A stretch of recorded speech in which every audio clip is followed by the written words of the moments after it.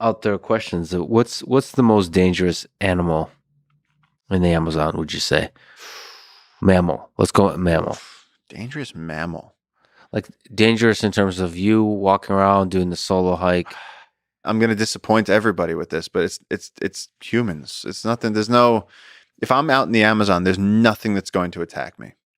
And in India, you might have an old leopard or a tiger that's missing a tooth that Yeah. decides your prey, or you might have an angry elephant that's in must that just decides to flatten you. In the Amazon, you're not. There's real jaguars won't even let you see them, Yeah. and there's really nothing else. One of my friends, a brilliant scientist friend of mine, Pat, got attacked by a rabid ocelot once, but that's like a dieseled house cat just having a fit. That's Yeah. wasn't the worst thing in the world. Just the assholes of the Yeah. animal kingdom. Okay, what in terms of humans, you've said that the tribes, some of them uncontacted, Yeah. can be exceptionally dangerous. What's your experience with them? What should people learn? Because it's such a fascinating part of life here on Earth that there's tribes that don't have much or any contact with the quote unquote civilized world. Most of the people that I meet don't actually really understand how isolated these people are, or how weird it is that we're sitting here and that we have iPhones and airplanes and all this stuff, and these people are living naked in the forest at this moment. And so the thing, though, and I also was recently, somebody said, oh, there's like Paleolithic tribes, and it's like, no, just by default, they're modern tribes living now. They just happen to be living out in the jungle. And there's a huge debate about, do we try and contact them and bring them in? And there's two camps of people on this who they say that it was the trauma of the rubber boom that sent them out that far into the forest and made them terrified of the outside world. And so that's also what made them so hyper violent. I mean, there's one of the guys we work with on our team, Victor, was in, I think it was 2004. He was coming downriver and he had a load of mahogany wood, and he's piloting this boat, and he sent two people, a husband and wife, ahead to go start cooking breakfast on the beach so they could put the little kitchenette thing down and put the propane. He sent them ahead as he's going nice and slow with the barge coming down the river. They go ahead, reach the beach, they get out. He starts cutting some cane to start making a fire. Tribe comes out. No warning. They just start screaming. They start shooting arrows. The man instantly gets an arrow through the leg, and it pins his leg so he can't run. He tells his wife, go, save yourself. And she does. She jumps in the water. There's arrows falling around her too. And as she's floating down the river, she looks back, and the last thing she sees is these guys getting to her husband and beginning to rip him apart. As Victor comes down the river, this is a guy we work with every day. He comes down the river and sees his friend disemboweled, opened up, dissected. His parts are all over the beach. The beach is red. And they only found out what happened because they found her later on holding onto a stick in the river. And they were like, what happened? And she was like, they just attacked. They don't want people on their land. On the sort of the underground WhatsApp chain of the Amazon, in August, like this was not internationally known. Some loggers went up and tried to steal a few trees from where the tribes were. And then everybody sent the pictures of what the loggers looked like after a few days because the tribes porcupined them with arrows. They were laying there on the ground with just arrows sticking out of their bodies.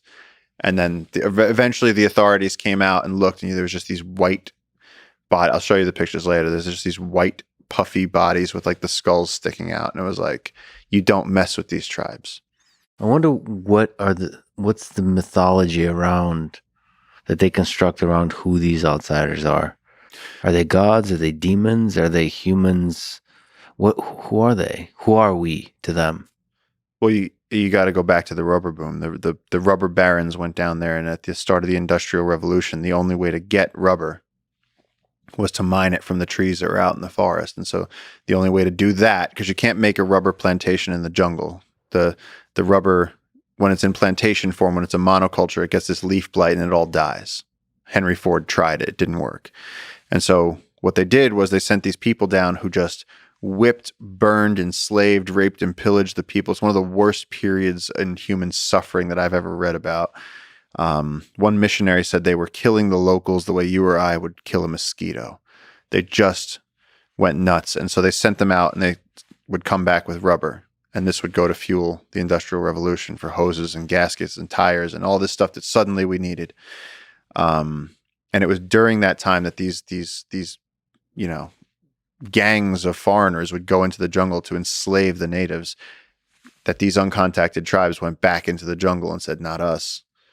And they have 6-foot bows and 7-foot arrows with bamboo tips. They make the bamboo tips into razor blades.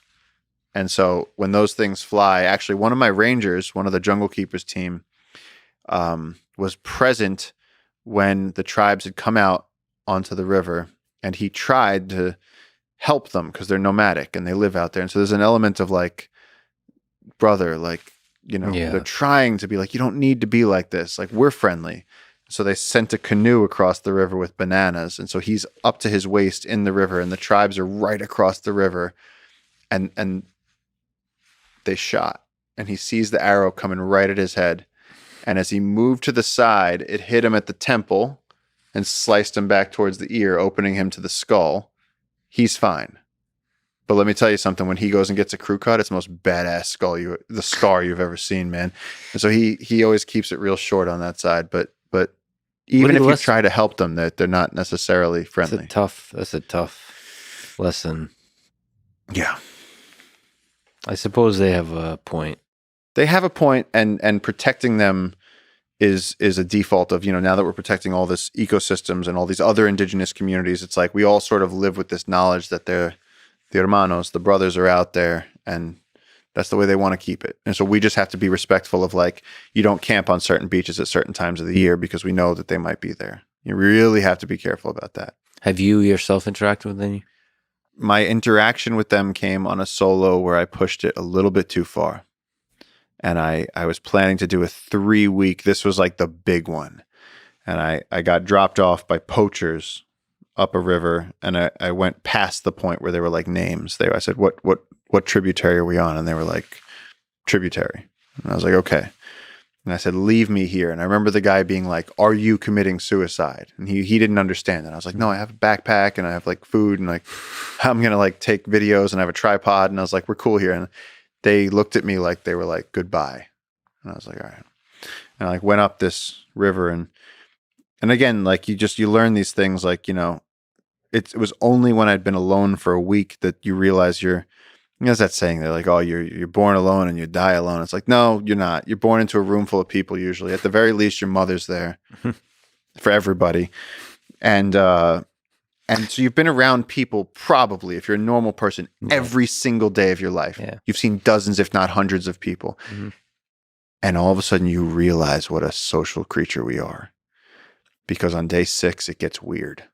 For me, it got weird. I know there's people that can do it longer. So what does that mean? Like longing for contact? Like, are you lonely? Longing for contact, the distortion of reality in the sense that, like, you wake up and there's no one there, and you start to, you're going up a river. So I kept looking back down river and almost thinking of my life as something. It was almost like I had already died and I had gone to somewhere else, and I was looking back on that life as like something that I had experienced. And then there came this panic of, what if it's gone? Or like, what if World War III broke out and I just don't know about it? My family in New York is vaporized, and something you're So actually, your ability to comprehend and interpret reality kind of requires other people. It's not just that you're lonely.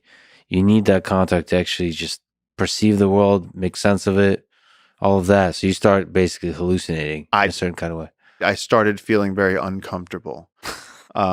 It doesn't help also that, like, Santiago told me these stories where he's like, if you hear capuchins sounding not quite monkeys, if you hear capuchin monkeys sounding not quite like capuchins, he goes, it's the tribe and they're coming to get you. And then the guy who was shot, Ignacio, they showed me videos where we saw them on the beach and they're communicating in monkey calls. They're using it as code so that we don't understand them, even though we don't speak their language. But they're using animal calls. And so every night you go to sleep and then you go, did that tinamou sound off? And you're like, shit. and it's really hard to fall asleep. And then like one night I messed up and I left a fish. I like cleaned this fish. I ate like this huge fish. I just ate it to my face. You're putting out like marathon levels of energy every day. Like, Goggins would love solos. He'd be like, this is awesome. Yeah. You eat fish raw? This one I actually cooked it, but the skeleton was laying there right outside my tent. Stupid. Yeah. And in the middle of the night I wake up and I just could tell there was something there, and then like you almost don't want to look. It's like when you're a kid at the basement door and you're like, is there a ghost? It's like, Yeah. I like unzip the tent and I like open it up and there's like 27 black caiman outside of my tent all looking at me like this. And like some of their heads are this big and they're like, there's fish there. Can we have it? And I'm like, holy shit. And like, I was like, I kind of like had to like scooch the tent back and like move back and let them have their fish. And there's a host of crocodiles outside of my tent. Yeah. But no, so then there was wait, how many? like 27 maybe. There's a lot. Big ones, small ones, medium-sized one, every type. They were all there, and their eyes glow in the night. You shine a light at animals, and they have a tapetum lucidum, and so their eye shine comes back at you. If you shine a headlamp at a jaguar or a frog, or almost every animal has a tapetum. So these are croc. There's a whole lot of them. Yeah. I thought, can we go back to the part of the conversation where you said the jungle is not dangerous? The humans are the most dangerous. Well, did they eat me? No. Why didn't they eat you? They wanted the fish. Is there some way of you interacting with them that shows that you're not a source of harm? I don't believe so. I'm sure there's someone out there that thinks they can talk to crocs, but because there's a story of you grabbing a croc by the tail. Yes. What did you learn from that? Learn to not always listen to JJ. So JJ was testing you to to see how stupid I was. How do you hold the crocodile exactly? You have to get him by the head, like an anaconda, like this. And so you're one of the world experts at grabbing creatures by the head. I wouldn't say world expert, but I've done a lot of it. I also have, you see how there's like kind of a ball there? Mm-hmm. That's where a crocodile tooth went in that side and like came out that side of my, that was a really good chomp. And the watch I was wearing at the time saved me because that, like that. Just real fast, just chomp. Just whack. Like somebody took a sledgehammer, you put your hand on the table and I just went, bah. Mm-hmm. Really hurt. Shouldn't have been doing that. How did that come up? Because I caught a croc that was too big. So usually when we catch little caiman in the streams and we measure them to monitor the populations, you get it by the neck, and then I tuck the tail under my arm and I hold it. And you're talking about a little, 4-foot croc, nothing.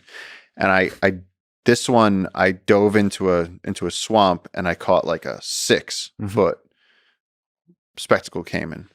And her head was big, and I had her by the neck, and I realized I couldn't get her tail under my arm because her tail was all the way back there, and she started thrashing, and it was like probably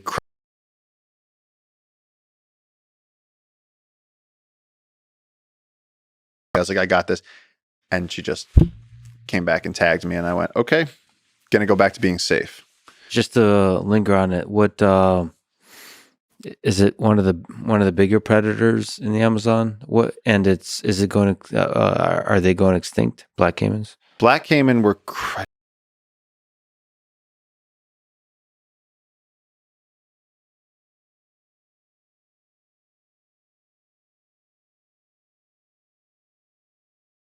if you leave them alone, they'll be fine. I mean, crocs have been through, how many millions and millions of years on Earth before us. I mean, that's even the joke with the joke, but that's the grim reality of tiger conservation. There was 100,000 tigers in 1900. Now there's 4,000 tigers left on Earth. It's not rocket science. All you have to do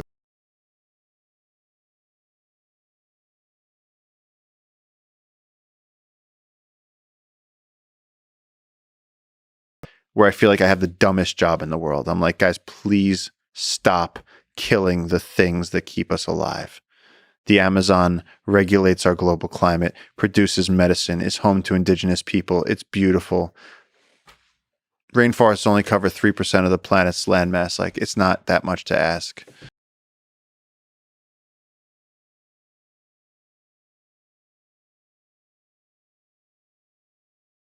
Yeah.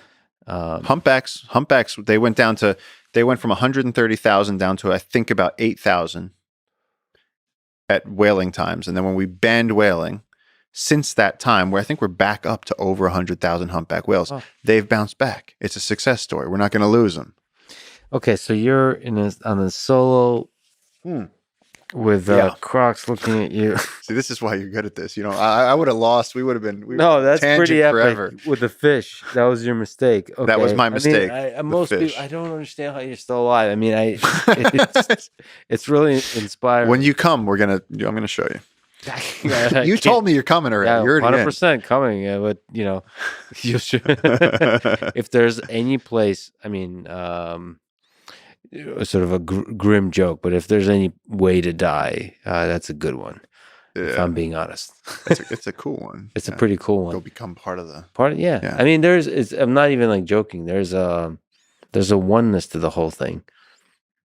All the stories, just reading your work, looking at your work, it seems like you're part of this machine that is nature. This incredible machine. Like we all die, and we're all part of this big thing. That humans do have the capability to also construct narratives and stories and myths and tell them to each other and share them with each other and have more sophisticated ways, therefore, to communicate love to each other. But animals do as well. They communicate love, maybe more simply, maybe more honestly. Anyway, so you with the Crocs and the fish.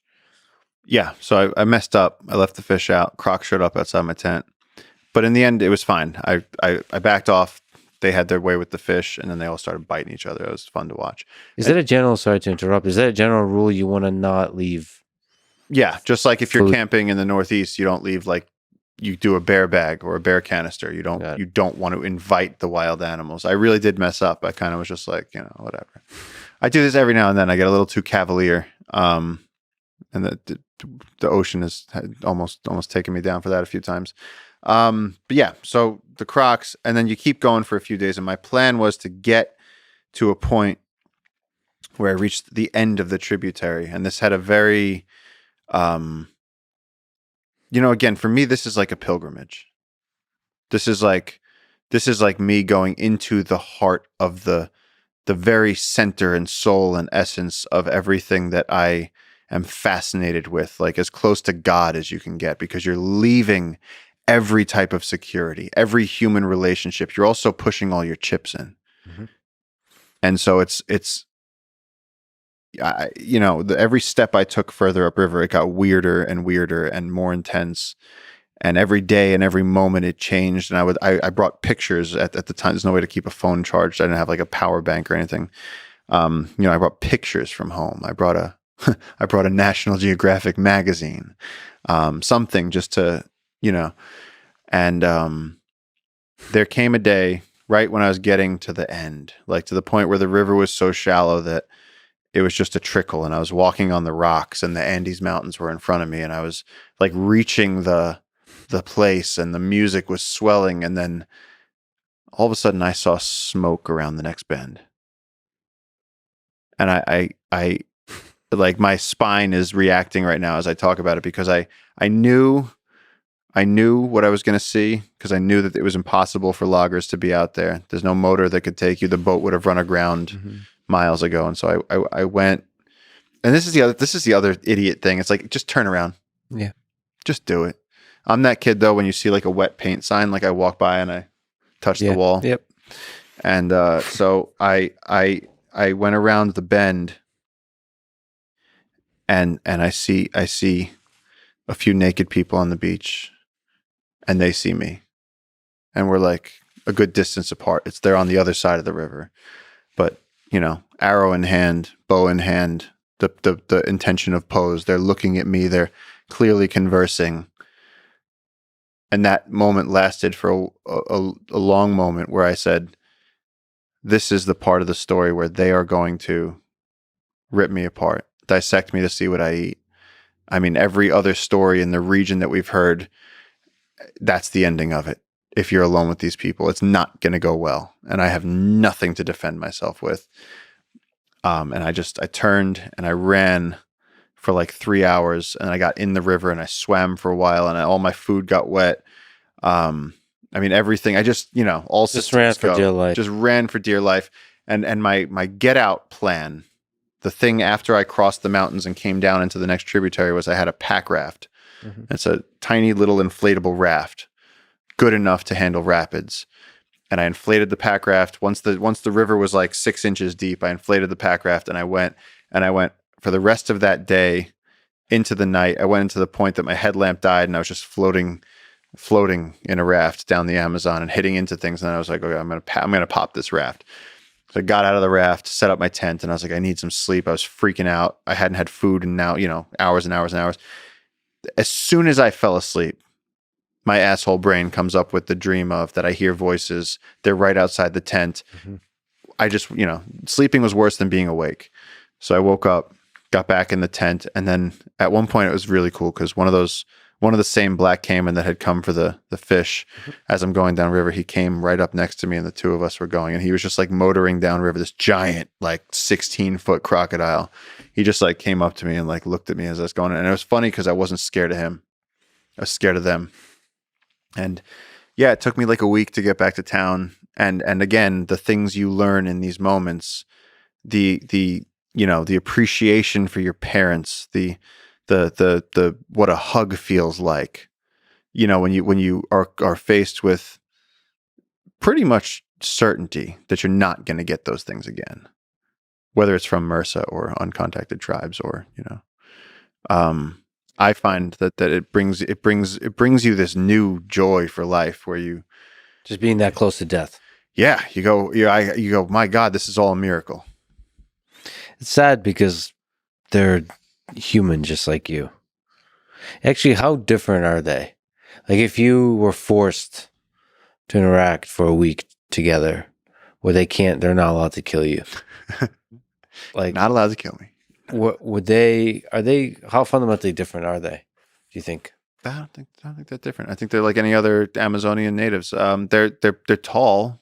They seem to have tall genetics. And there's places, again, there's what is known, and then there's what we know down there. Like there's one community where I don't know whether it was like a bad rainstorm or something, but some kid from the uncontacted tribes did end up in a village, and so he learned Spanish, or he learned whatever dialect they speak in that village, and so he's told us a little bit about what life was like with them. But like, they're just people. They're just people. They have their own culture. They know about medicines that we don't know about. They definitely have hunting practices that we don't understand. They can hit a spider monkey out of a 160-foot tree with a bamboo arrow. We can't do that. I mean, they are incredible hunters, and also like living naked in the jungle with the botflies and the mosquitoes. I don't know how they do it. Like sometimes at night, and again, we don't have night vision, whereas almost every other animal does. And sometimes we'll be sitting, on our, at the research station at night, and we'll be just drinking and like looking out, and at the, we'll scare each other. We'll go, you realize if they were out there right now, they could be looking at us. And it's like, the truth is that when it's dark out there, they can't see. It's not easy to start a fire with matches and a lighter and gasoline. They do it with friction. They have some beads on survival that we could really learn from. Not to mention that then you have people that believe that they are actually the guardians of the extinct giant ground sloth, and what they're doing is, living out there because they're protecting a secret population of previously extinct megafauna. But there's all kinds. I mean, it's like you go into the crypto world so quick. I've heard so many people be like. But then again, you have to be humble at how little we know about that world, about the world of life. Like you said, there's so much of life in the Amazon that we don't. Creature with no names.